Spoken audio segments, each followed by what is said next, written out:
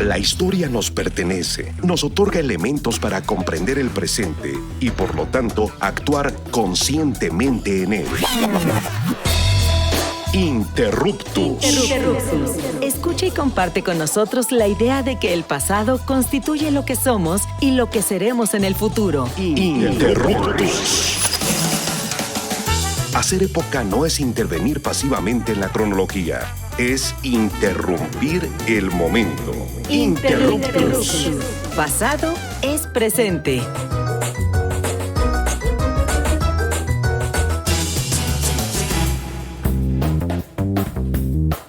Hola, les damos la más cordial bienvenida a Interruptus, Pasado es Presente, su programa favorito sobre divulgación y reflexión de la historia. Yo soy Augusto Mote y hoy, como siempre, vamos a tener un programa bien interesantísimo para reflexionar desde el presente, pero siempre desde una perspectiva histórica.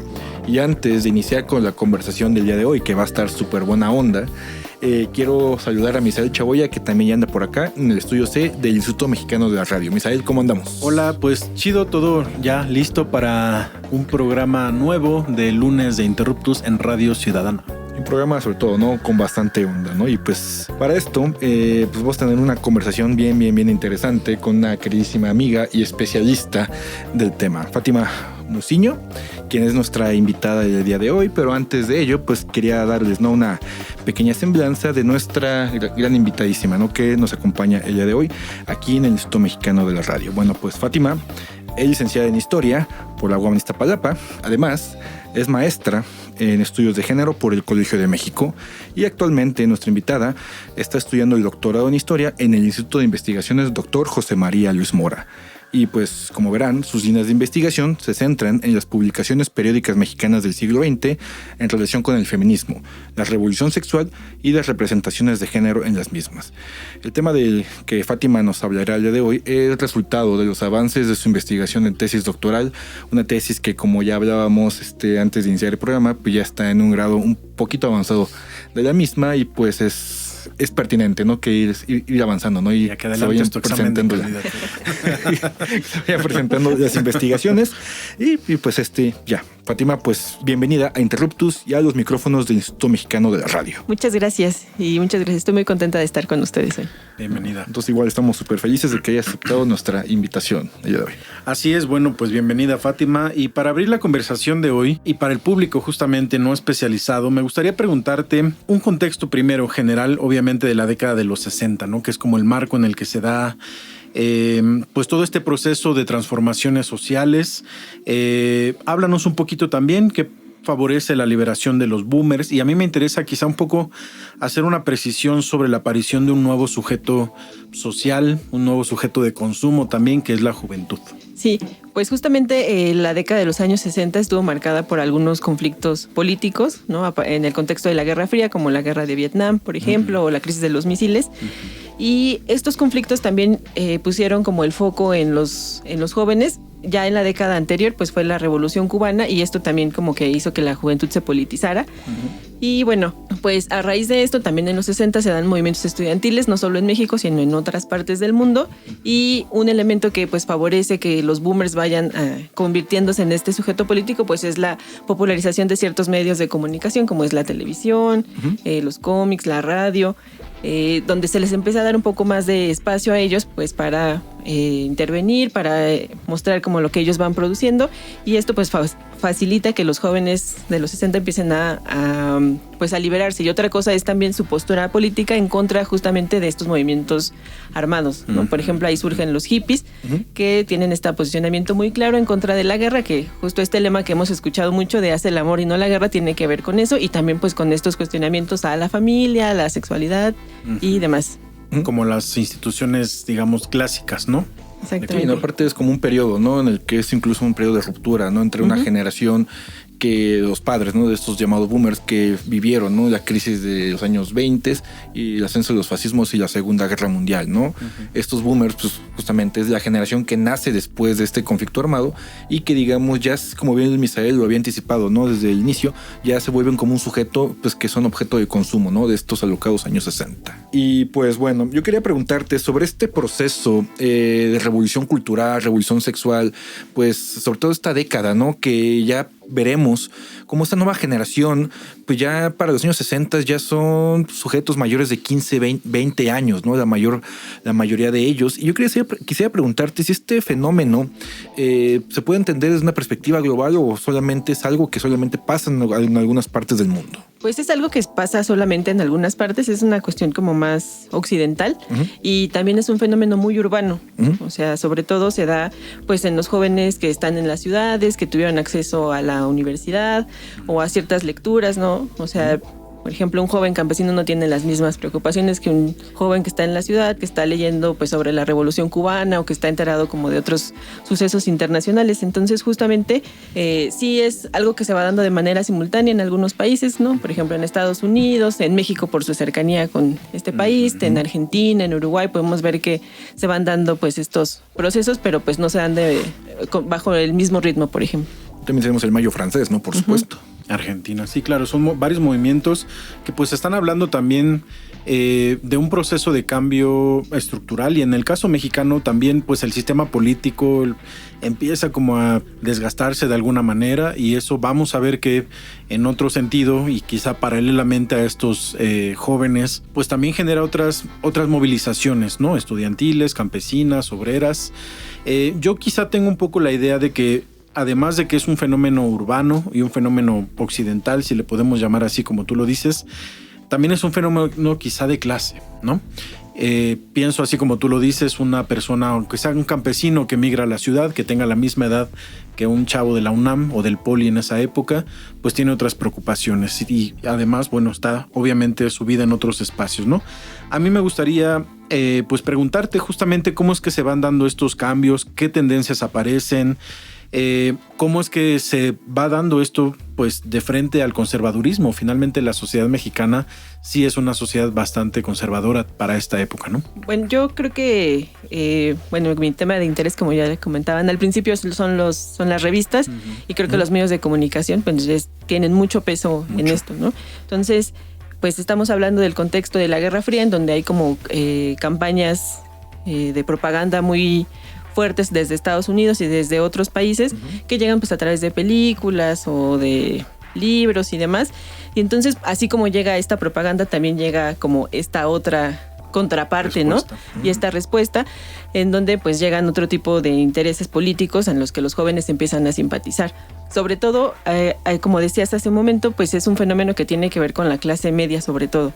Entonces muchos de estos jóvenes tienen la oportunidad, al menos en la Ciudad de México, de salir a estudiar por temporadas a Estados Unidos o incluso ir a otros países como Cuba, y estas experiencias en el exterior les permiten tener contacto con otros grupos de jóvenes organizados políticamente y con otro tipo de lecturas, y cuando llegan y regresan al país, entonces empiezan como a pues casi que boca en boca o compartiendo lecturas, este tipo de planteamientos empiezan a difundirse. Sí, es un periodo, o sea, súper interesante, ¿no? Prácticamente los años 60, pues es el, digamos, ¿no? De una u otra manera, el auge de estos procesos decoloniales, ¿no? Alrededor del mundo.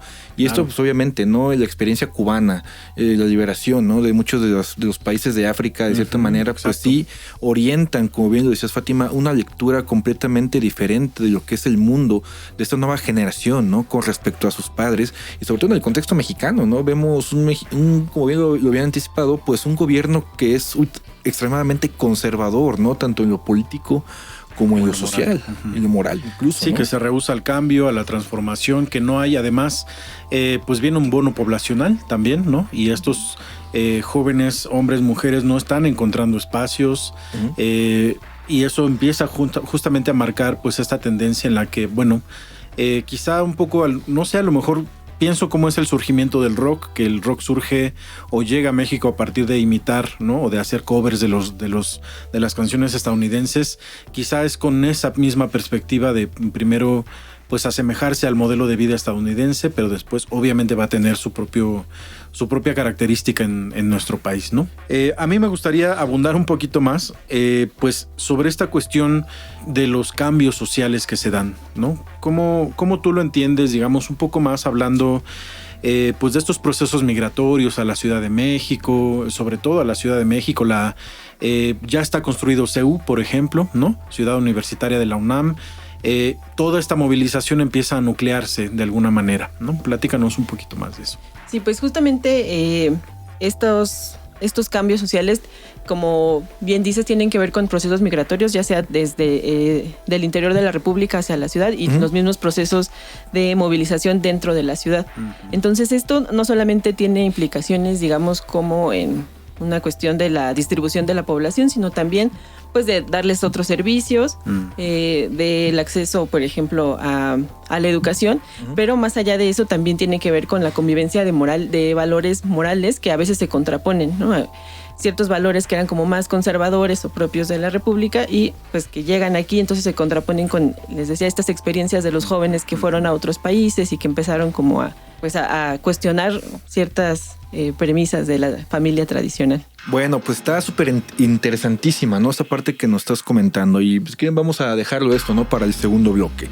Amigas, amigos, como saben, ¿no? Tenemos que ir a un breve corte y como escuchan, estamos conversando con Fátima Musiño sobre juventud, género y pánicos morales en los años 60, ¿no? Una conversación sobre muchos chavos de onda en esta época.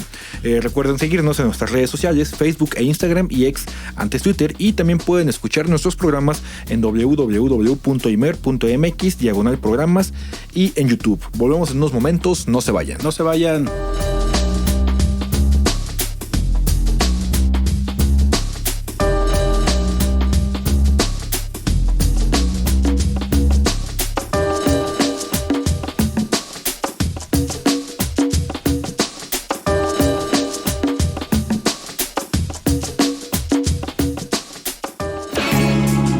La historia es nuestra, porque la hacemos todos los días. En un momento continuamos. Interruptus. Pasado es presente.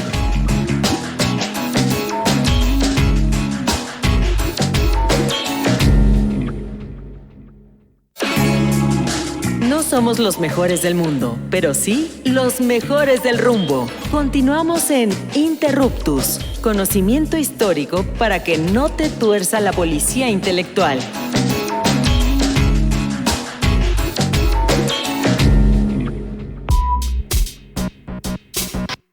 Bien, amigas y amigos, estamos de vuelta aquí en Interruptus, estamos en Radio Ciudadana y como escucharon en el bloque anterior, estamos conversando con nuestra colega historiadora Fátima Musiño sobre juventud, género y pánicos morales en los años 60. Bueno, pues como bien lo habíamos anticipado, ¿no? En el bloque anterior, pues estamos entrando, ¿no? Fátima nos había comentado sobre un contexto pues bien especial, ¿no? Que es la década de los años 60.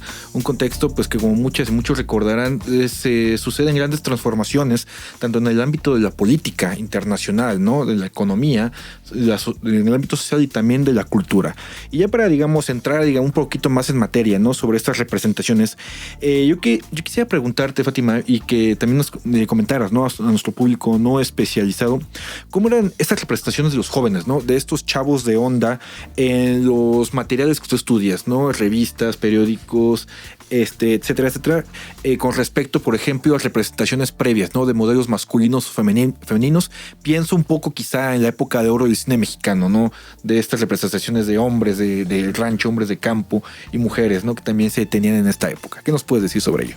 Sí, pues yo estoy trabajando con revistas especializadas en música, particularmente en rock, entonces es muy común, por ejemplo, ver a estos chavos retratados, a los varones de pelo largo, guaraches, pantalones a veces acampanados, con muchos colguijes, ropa psicodélica, y las mujeres, pues ya saben, la típica minifalda de los años 60.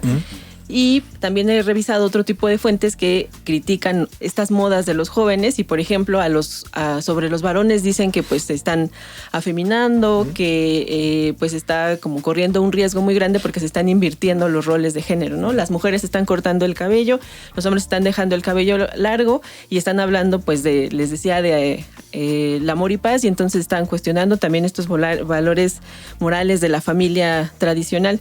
Puro antinatura y degenere, ¿no? Exactamente. Como decíamos, ¿no? Antes de que iniciara la transmisión, ¿no? De esta edición de la alarma, ¿no? De degenere, marigoniza y pelos, ¿no? Sí. Y bueno, pues, en el cine también es como muy común ver a estos jóvenes como representándolos así como el chavo rebelde que anda pues en la fiesta bailando, pero pues también como que se trata de hacer un contrapeso y casi siempre en estas películas, por ejemplo, de Angélica María o de César Costa, al final terminan casándose, ¿no? regresan al huacal, ¿no? Ajá. Exactamente. Como que su época de destrampe y después ya retoman la vida de rectitud, ¿no? Y moralidad. Sí, y bueno, pues justamente siguiendo sobre esto, vemos esta representación en las revistas. Quizá la música es como lo que empieza a jalar mucho los reflectores y como visualmente es lo que está representando una nueva generación y cierta aspiración también, ¿no? Pero bueno, pues cómo se va dando esta interacción entre ese conservadurismo, por ejemplo, qué respuestas hay, ¿no? Más allá quizá de pues, la crítica moral. No sé si hay, por ejemplo, campañas publicitarias o gubernamentales y qué respuestas, a su vez, de las respuestas hubo por parte de los chavos de onda. Por ejemplo, hubo una campaña en la Ciudad de México de la que hablan varios de los autores de la literatura de la onda, que le llamaban la Operación Tijera. Hay una canción de los Rocking Devils que se llama así, y era pues justamente que pasaban camionetas como al estilo perreras, y donde veían chavos con cabello largo, pues les cortaban... Gracias, ¿no? Ajá, les cortaban la greña. Y entonces pues esto ocasionó también que muchos chavos sí dejaran de... ya no se dejaran el cabello largo y pues sí trataran de modificar su vestimenta. Y también pues a muchas mujeres, por ejemplo, si las veían solas en la calle o de minifalda, también a veces las llevaban porque pues era considerado casi que una falta a la moral, y entonces pues no se explicaba muchas veces que una mujer joven estuviera sola en la calle. Entonces ese tipo de cosas eran las que se hacían. Y por ejemplo, fenómenos como estos, no sé si tú hayas observado como ciertos saltos. No sé si tengo una impresión errónea, por ejemplo, de que la música no es como un espacio necesariamente de politización, pero sí, sobre todo con el movimiento del 68, ¿no? Toda la segunda mitad del año, que es un movimiento que finalmente termina convirtiéndose de cierta forma nacional, y que eso lleva a la politización, y que de ahí viene justamente un proceso en el que muchos jóvenes, hombres y mujeres, se integran a las guerrillas y todo eso, ¿no? Acá en este momento no hay como un proceso así, o es muy pronto todavía, quizá pensando en el contexto. Pues sí, es como que pasan dos cosas, ¿no? Con los chavos de onda. Los que se integran al movimiento del 68, pues sí se politizan y se alejan un poco, por ejemplo, del consumo del rock, o hay como un fenómeno en la izquierda, en los jóvenes de izquierda, en la que empiezan a cuestionar justamente a los chavos que escuchan rock porque consideran que están como priorizando algo que no es tan importante en ese momento como es la lucha social. Entonces como que se va perdiendo un poco, digamos, la fuerza que tenía el rock, porque tampoco había conjuntos de rock que fueran como tan politizados en sus letras. Y en cambio empieza a cobrar mayor popularidad la música de protesta. Entonces ahí como que se va haciendo ese contrapeso. Incluso se llega a considerar rock como una cuestión burguesa, ¿no? O sea, como burguesillos que escuchaban rock and roll y no la canción o la trova, ¿no? Latinoamericana, ¿no? Y piensen, ¿no? Que soy tocando una guitarra. Por sus quenas. Y me interesó mucho lo que dijiste hace ratito, ¿no? Sobre esta cuestión de, digamos, ¿no? Como de cierta manera una represión. Digamos, el Estado mexicano de alguna manera tenía, digamos, o sea, no sé, por ejemplo, no pienso en la Dirección Federal de Seguridad.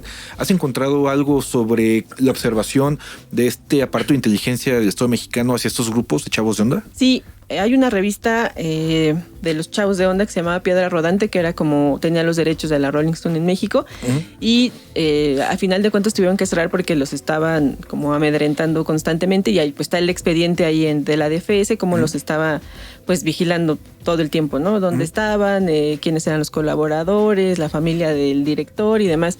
Y también, por ejemplo, hay todo un expediente sobre hippies, que la mayor parte del expediente es Avándaro, ¿no? Y fotos de los chavos ahí en el concierto, todo el mundo bebiendo, desnudos, y justamente, y no sé si recuerdan este asunto de la chava de Avándaro, la encuerada de Avándaro, pues también la detuvieron, cierto, ¿no? Y ahí estaba, según en el expediente, la entrevista de esta chica. Creo que al final resultó, que fue un montaje, ¿no? Ajá. Y esos grupos, digamos, ya se les considera como políticamente subversivos, o sea, desde el sentido de que están atentando de cierta manera no contra la moral, sino contra el estatus político del Estado mexicano, o cómo lo has podido percibir, ¿no? Sí, sobre todo se les consideraba como una amenaza porque creían, o bueno, se trataba el asunto como que estaban influenciados del exterior. Entonces, que lo que buscaban estas influencias del exterior era como crear cierto desequilibrio dentro de la sociedad mexicana, y esto se veía pues a través del consumo de música de rock, que casi todo venía de Estados Unidos. Claro, que es el mismo argumento que va a utilizar Díaz Ordaz en el movimiento del 68, ¿no? El fenómeno extranjerizante. Fíjate que a mí me interesa un poquito y creo que lo dejamos de lado acercándonos ya al cierre de este programa. ¿Qué pasa con las mujeres más allá de la vestimenta, de estos cambios quizá? Pues bueno, viene el proceso de liberación femenina, la pastilla del día siguiente, ¿no? Los métodos anticonceptivos, pero generalmente no se ve a mujeres, por ejemplo, en grupos de rock, ¿no? ¿Qué pasa en todo ese universo femenino en los 60s? Pues, por ejemplo, en los conjuntos de rock había pocas mujeres, pero sí empieza a surgir esta figura de la groupie, ¿no? De esta mujer que estaba siguiendo a los grupos y que de repente pues se relacionaba amorosa o sexualmente con alguno de los integrantes. Entonces, lo que yo sostengo en mi tesis es que sí se está dando esta liberación sexual, que las mujeres también tienen como más experiencia o se abren a conocer otros, a tener más de una pareja antes de, no necesariamente sexual, pero a tener varios novios antes de casarse, pero casi siempre es esto como en función de lo que un hombre decide, ¿no? Un varón decide. Y pues sí, de alguna forma sí desafían algunos pues preceptos familiares, ¿no? Al salir a la universidad o pues también convertirse en sujetos políticos. Entonces la llegada de las ideas feministas es más bien como hacia la década de los 70s en México, ¿no? Sí, es un poco más tardío. Que ahí es donde ya hay toda una ruptura con los códigos morales, la forma de experimentar el cuerpo mismo de las mujeres. Sí. Ok, bueno, pues como escucharon, querida audiencia, es un tema súper interesante. Yo creo que les podemos recomendar a lo mejor rapidísimo algunas novelas o algunos cuentos de autores de la onda. Sí, pues les recomendaría uno de los autores que justamente falleció el año pasado, me parece, José Agustín. Claro. Sus primeras novelas son de las iniciadoras de la literatura de la onda, que es La tumba y De perfil. También hay, creo que pocas novelas de mujeres. Una de ellas es la de Margarita Daldón, que se llama Larga Sinfonía en D, que la reeditaron también hace pocos años. Y les recomendaría también el ensayo de Parménides García Saldaña, que se llama En la ruta de la onda. Es justamente su experiencia en la onda. Ok, y bueno, siempre es como la vieja confiable de la contracultura en México también de José Agustín, ¿no? Sí, claro. ¿Y algo de películas? De películas hay una en YouTube que a mí me gusta mucho, que se llama 5 de chocolate y una de fresa, de Angélica María, que en el que participó José Agustín también en el guión y la musicalizaron los Duk Duks. Ajá, justamente. Ok, bueno, pues muchas gracias, Fátima, por haber estado con nosotros en esta emisión. Ojalá que no sea la última. Muchas gracias. Y bueno, querida audiencia, llegamos al final de este programa. Como saben, les escuchamos cada lunes a las 4 de la tarde y pues siempre estamos hablando de historia, así que Augusto, muchas gracias también. Muchas gracias, Misael, muchas gracias, Fátima. Y como siempre agradecemos pues a nuestra casa anfitriona, que es el Instituto Mexicano de la Radio, a Radio Ciudadana 1350 de AM, por el espacio que es público y siempre lo vamos a valorar así. También queremos agradecer a Sergio Vargas, que nos acompaña en los controles técnicos, a Hernán Nájera, que se rifa la producción de este programa, y pues les invitamos a participar en nuestras redes sociales, en las redes sociales de Radio Ciudadana, y a escuchar nuestros programas en imer.mx/programas o en nuestro canal de YouTube. Hasta la próxima, que estén muy bien. Adiós.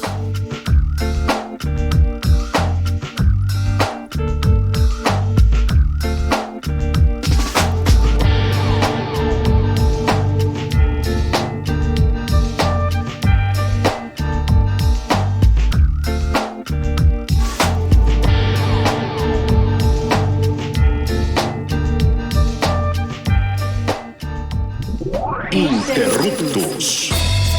Los esperamos la próxima semana para seguir indagando en la diversidad cultural y social de México, desde la mirada histórica. Interruptus. Porque comprender nuestro pasado es primordial para entender nuestro presente. Interruptus. Pasado es presente.